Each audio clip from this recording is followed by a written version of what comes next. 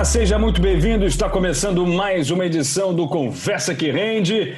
Mais uma semana, já quase terminando o mês de novembro. Algumas coisas importantes para conversarmos. Eu, Rafa Ribeiro, estou ao lado de Caio César e João Gabriel Schritter. Tudo bem, Caio? Boa noite, Rafa. Boa noite, João. Tudo bem, pessoal? E aí, João, tudo certo? Boa noite, Rafael. Boa noite, queridos. Como é que vão? Tudo bem, tudo em paz, graças a Deus. Bom, estamos aí com o segundo turno das eleições em 57 cidades, né, em algumas capitais pelo país, muita coisa política aí para ser definida e temos uma semana um pouco morna nas bolsas, né? Uma semana de ganhos, é verdade, mas em que o fluxo de capitais estrangeiros acabou sendo soberano, né? Empurrou a bolsa aí para mais uma alta atingida aí no começo da pandemia, né? O Brasil escalando 0,32% Ibovespa nesse pregão, chegamos aí aos 110.575 pontos, faltando só uma sessão aí para o mês acabar, o índice está numa alta de 17,69%. Começando com você, João, como é que você viu essa semana, as movimentações da Bolsa? Acabou ficando muito andando de lado, sobretudo por conta do feriado lá nos Estados Unidos de Ação de Graças, né? Sempre o externo ele tem um papel muito grande aqui na Bolsa Doméstica, né? Então, o fechamento por causa do feriado acabou deixando as coisas meio mornas aqui em relação à movimentação, né?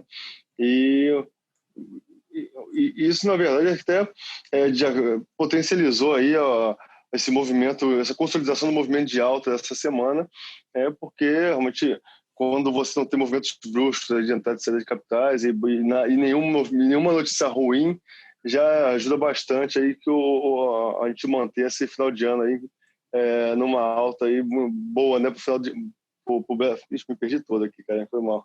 Acho que é o horário. Alô, edição, cortando, 3, 2, 1, começa aí, ou finaliza. Então vamos lá, 3, 2, 1.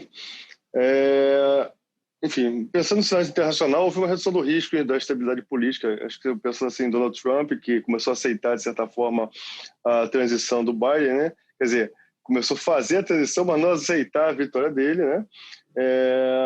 Além disso, a gente viu a nomeação, a possibilidade da Janet Yellen ser a favorita para assumir a vaga da Secretaria do Tesouro Americano. Uhum. Ela é muito famosa, muito bem vista aí pelo mercado, já que ela é pró-estímulos, né?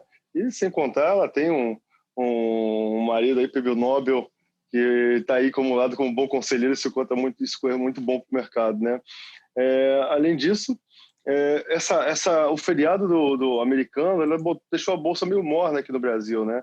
O que, em conjunto com boas notícias que aconteceram aqui, como a aprovação do Senado, da nova lei de recuperação de falências, e também do lado externo, que é uma redução da percepção de risco e uma redução dos conflitos políticos americanos, nós como um país emergente acabamos atraindo um pouco mais desses investidores, desse capital estrangeiro, dado o excesso de liquidez, o qual fazem os investidores buscar o mais risco, no caso, em países emergentes como o Brasil, onde tem mais oportunidades do que o país desenvolvido, né? É verdade. Bom, isso logicamente impacta diretamente a moeda americana. O cenário interno continua um pouco nebuloso, o Brasil ainda não está numa onda de aumento tão grande da Covid-19 como já estão aí alguns países europeus, os Estados Unidos batendo recordes sucessivos, enfim. Mas, de certa forma, o apetite global dos investidores estrangeiros por risco está trazendo muito fluxo para o Brasil. Mas foi só na parte final do dia que o dólar virou de mão, né? Acabou fechando em queda em 0,17, 5,32 reais na semana, uma queda de 1,13. Como é que você viu esse movimento aí durante a semana, Caio? Foi um movimento bastante previsível, né? Ele ficou negociando entre 5,30, né, que é um suporte importante para o mercado, e vira e mexe ele se aproximava lá dos 5,50, ele ficou aí negociando nesses 20 centavos durante a semana. No meio da semana a gente teve na quarta-feira um leilão do Banco Central. Eu achei até interessante eles fazerem um leilão num preço quase no meio da faixa, né? Porque antigamente eles consideravam uma distorção de preço lá, quase no 5,80, e agora fizeram uma intervenção no meio do caminho. Fiquei me perguntando por que essa intervenção vinha nesse momento, mas provavelmente a gente só vai saber quando saírem novos números de inflação, de consumo Alguma coisa tem nesse movimento, né? Realmente foi um movimento que eu não esperava. Até li uns outros comentários de pessoas que falaram que não esperavam, porque julgo eu, assim, lógico que não indo contra o Banco Central, que tem uma visão até melhor do que os players de mercado, mas foi um movimento tentando aliviar ali um pouco as tensões políticas, enfim. Para fazer um resumo rápido aqui para quem escuta saber o que aconteceu essa semana, na segunda e na terça a gente teve dados interessantes na Alemanha e no Reino Unido. O PMI da Alemanha de novembro veio melhor do que o esperado, e o PIB do trimestre também veio melhor do que o esperado, a mesma coisa com o Reino Unido. Na quinta-feira a gente teve o Thanksgiving, então o Brasil ficou sem liquidez. No mês de novembro, o que é interessante, a gente teve uma queda do dólar de 7%, né? A gente saiu lá de 5,80, viemos até 5,30, como fechou esse 5,30 e pouco. Então, o Brasil, parece que o real ganhou um pouco de força agora nesse momento. Logicamente, a Bolsa também ganhou um pouco de força nesse momento. A gente está aí, fechou 110 mil, né? Se eu não me engano, 111 mil pontos. Um momento favorável para o real. Muitos investidores estão vendo como um movimento de risk taker, né? Ou seja, pessoas querendo diversificar a carteira, fazer investimentos, e aí isso leva as pessoas para a bolsa, né? Eu digo pessoas como investidores internacionais. Mas, por outro lado, a gente teve aí várias confirmações de lockdowns durante o mês na Europa, que provavelmente vão contribuir para uma Europa mais fechada agora, né, durante o mês de dezembro. A gente tem o Trump, que agora inevitavelmente vai ter que assumir a vitória do Biden. Então, parece que as coisas se entenderam um pouco, mesmo com os lockdowns. Isso favoreceu um pouco as bolsas no mundo. O Dow Jones, lá nos Estados Unidos, hoje bateu a máxima de 30 mil pontos. Ele vinha bastante reprimido por conta do crescimento da Nasdaq, né, que eram as empresas de tecnologia. E aí a gente até comentou no podcast, se você não ouviu para trás, pode escutar, sobre a reciclagem de carteira, né, as pessoas saindo de empresas que investiram durante a pandemia e trocando para empresas mais novas. Esse é mais ou menos o panorama e as informações que fecharam o mês de novembro, né? Estamos aí desencaminhando para o último mês do ano. Interessante também, falando do cenário interno, tivemos uma boa notícia, que foi a divulgação do CAGED, em que o Brasil abriu 394.989 empregos com carteira assinada em outubro, bem acima dos 220 mil previstos pelos economistas e pelos players do mercado, o que mostra que há algum movimento da economia no sentido de reaquecimento. A indústria também teve números interessantes. O relatório Focus está revisando um pouquinho melhor aí a projeção de crescimento, ou melhor, de queda do Brasil, né? Enfim, há alguma esperança nesse radar aí para 2021? O que é que vocês estão dizendo? Porque eu não vou mais falar de bolsa, né? Estamos completamente descolados da realidade que estamos vivendo, uma realidade de pandemia mundo afora, de recessão econômica, de necessidade de estímulos cada vez mais agressivos nos Estados Unidos, Europa e também aqui no Brasil, e a Bolsa está subindo indefinidamente. Vamos tentar esquecer um pouquinho o mercado acionário e concentrar nos dados econômicos. Como é que vocês estão vendo aí? Quem pega essa? Acho que ainda é muito cedo a gente para ter uma posição definida em relação a como vai ser 2021, né? Quando a gente fala em geração de emprego agora que foi acima do esperado, a gente não sabe se é uma questão sazonal causada pelo efeito do final do ano, geralmente por Natal e Ano Novo, onde realmente tem esse muito bem lembrado, geralmente inclusive. tem esse aumento das contratações, ou se realmente a economia está se recuperando, os empresários estão acreditando aí com as suas expectativas melhorando e estão realmente fazendo contratações visando um aumento futuro da atividade no ano que vem. Então, assim, a gente não tem uma definição disso. Agora, em relação a 2021, ainda há uma preocupação muito grande a gente espera ainda que, quando a gente pensa no cenário americano, que essa crise, esses conflitos China e Estados Unidos permaneçam, como o principal qual o efeito de toda essa política monetária que foi assumida pelos bancos centrais do mundo inteiro vai gerar no mundo. Afinal, a gente está numa situação completamente nova, nunca vista, onde estímulos excessivos, uma retração de vários setores, né, por causa do Covid, as pessoas realmente se preocupadas, então retraindo o seu consumo também. Então, além do mais, juros negativos durante um período recorde, né, de tempo, e até um dado muito interessante que eu peguei essa semana pegando todos os dólares que estão em circulação no mundo, 21%, aproximadamente 21, 22% de todos os dólares que existem foram impressos este ano. Olha que loucura. Então, assim, qual vai ser o efeito disso? Abrir a maquininha, hein? Exatamente. E, então, assim, é uma situação completamente nova que está colocando à prova todos os modelos econômicos. Então, ainda realmente é um momento, acho que a gente continua observando, sendo cauteloso, obviamente. Claro, não excessivamente conservador, que afinal oportunidades existem, empresas, quando a gente fala em relação a investimento, quantas empresas centenárias que passaram por guerras e ditaduras e crises, entre outras coisas, não só no Brasil como no mundo inteiro, e sobreviveram e cresceram e realmente se inovaram a cada momento. Então, oportunidades tem, bons empreendedores e boas empresas sempre vão existir.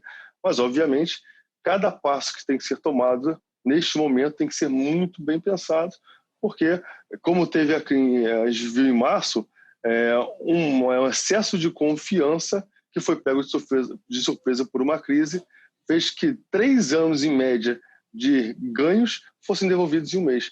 Então, para que isso não aconteça novamente, realmente, a gente tem que tomar realmente decisões de investimentos com muita cautela daqui para frente. E aí, Caião? Eu sigo o relator. Eu acho que o João foi muito bem. A nível mundo é isso, assim, eu concordo, gênero, número e grau. Eu queria só acrescentar a nível Brasil. Quem está pensando em investir, não sabe muito bem o que fazer, principalmente em bolsa, eu vejo no momento 2 realidades, né?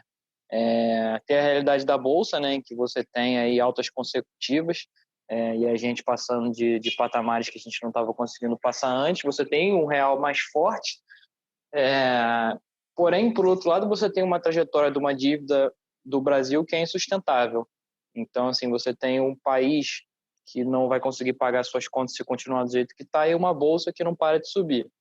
Eles dois se encontram, logicamente, no ano que vem, quando se definirem as novas políticas de gasto para 2021, em que o Bolsonaro vai ter que encontrar uma forma de dar um jeito de ou aumentar, fazer um puxadinho no teto de gastos, né? Construir mais ali uma laje, dar um espacinho, ou vai destruir o teto de gastos de uma vez só, ou ele vai enfim, trazer alguma engenhosidade que vai ter que ser vista aí pela frente. Acho que quem está querendo entrar em bolsa deveria estar muito atento nessas costuras que não vão muito provavelmente acontecer agora, né? Porque o Senado, o nosso parlamento, vai entrar de férias, mas ainda assim, de vez em quando solta uma informação aqui, uma informação ali, que é bem importante para quem está pensando em se posicionar nesse momento.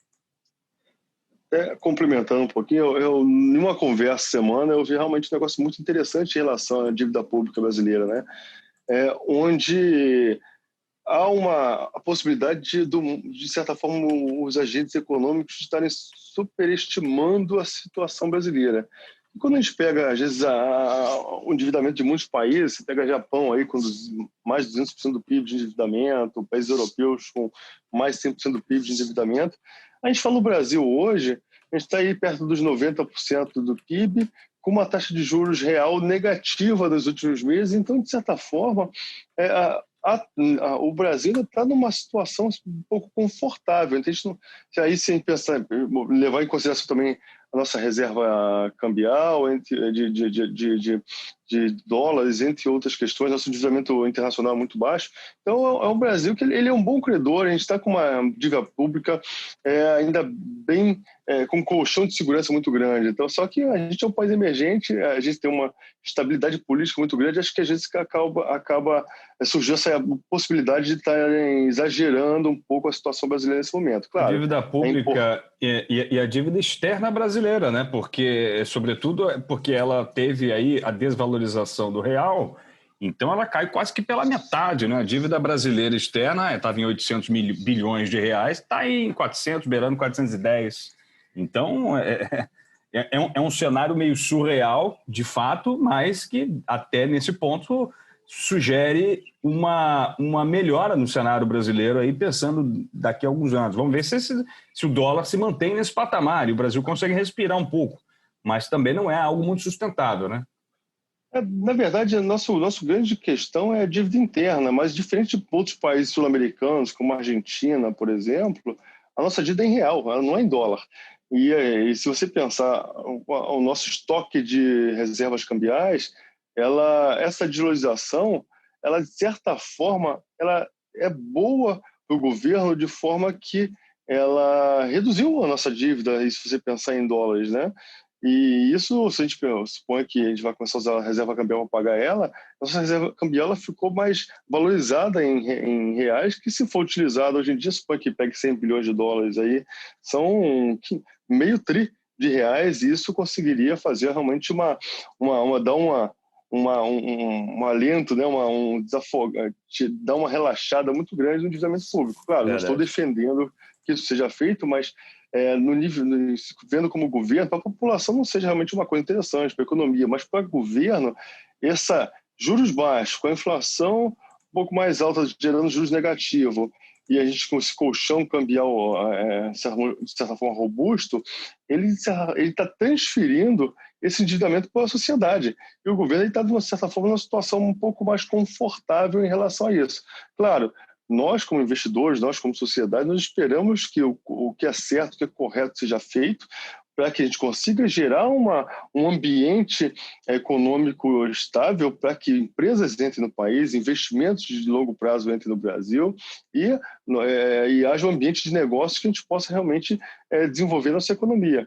Mas eu vejo o Brasil hoje, e quando a gente bota em comparação ao mundo, não numa situação de ruim como as pessoas estão vendendo. Acho que a gente tem se você pegar ainda uma expectativa de novo boom de commodities, então, em comparação a preços hoje em dia, o Brasil, por tal, como ter sido o país que mais teve uma desvalorização cambial, nós estamos mais competitivos ainda. Então, poucas decisões corretas por parte do nosso governo, por parte do nosso Congresso, como também, pode gerar uma estabilidade e uma certa confiança que pode beneficiar muito o nosso país.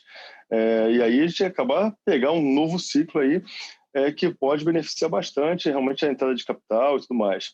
E uma coisa que eu tenho visto aí, alguns gestores internacionais, obviamente a gente não é adivinho, e o mundo, quando a gente divide ele em dois lados, em Oriente e Ocidente, são cenários completamente diferentes. Então, uma coisa que, para o investidor brasileiro, a gente tem que se educar e começar a ver que o investimento doméstico apenas é algo muito arriscado e começar a fazer uma diversificação geográfica. E hoje, graças a Deus, o Brasil começou realmente a crescer e atrair grandes gestores e estão surgindo aí boas oportunidades de fundos que têm uma diversificação global, onde a gente consegue aí, tanto estar na Europa, na América, como também na Ásia, e diversificando isso em veículos muito modernos que hoje estão disponíveis para o investidor que não estavam há 1, 2 anos atrás, né? Mas, claro, o Brasil, por ter esse potencial todo, devemos ter também uma parte do nosso capital aqui apostando realmente nessa retomada da nossa economia, afinal é onde tem grandes oportunidades. Perfeito, perfeito. Que aula, hein, Caião? Para a gente encerrar. Não tenho nem o que dizer depois dessa aula aí. Show. Deixa eu encerrar com isso. Bacana demais. Galera, muito obrigado. Valeu demais. João Gabriel Schlitter, como sempre, brilhante. Valeu, João. Até semana que vem. Valeu, meu amigo. Até semana que vem. Muito obrigado aí por mais um podcast. Valeu. Valeu, Caião. Obrigado, como sempre, emprestando seus conhecimentos sobre o nosso câmbio, as nossas moedas internacionais. Valeu, obrigado aí. Valeu, pessoal. Boa noite, João. Boa noite, Rafa. Obrigado e sempre agradecendo a você pelo prestígio da sua audiência. Até a próxima. Tchau, tchau.